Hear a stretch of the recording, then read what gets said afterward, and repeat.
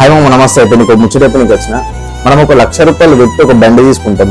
ఆ బండికి the best service ఇప్పిస్తాం, బెస్ట్ ఇంజన్ ఆయిల్ ఇప్పిస్తాం.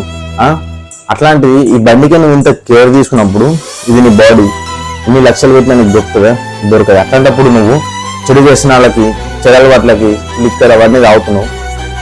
ఒక్కసారి నీ బాడీ అనేది ఖరాబ్ అయింది అనుకో, కొన్ని కోట్లు పెట్టినా నీకు దొరకదు. ఓకేనా? నీ బండికి ఇంత జాగ్రత్త తీసుకున్నప్పుడు ఇది నీ శరీరం మామ, దేవుడు ఇచ్చింది. ఇట్లాంటప్పుడు నువ్వు ఎంత జాగ్రత్తగా చూసుకోవాలి ఒక్కసారి ఆలోచించు. ఏదైనా తాగేటప్పుడు కానీ తినేటప్పుడు కానీ మన ఫ్రెండ్స్ ఫుల్ ఫోర్స్ చేస్తారు, అదే నువ్వు తాగుదా ఏం లేదని చెప్పేసి బచ్చాలు తాగుతారు ఈ కాలంలో అని అంటారు. కానీ మనకు అవసరం లేదు.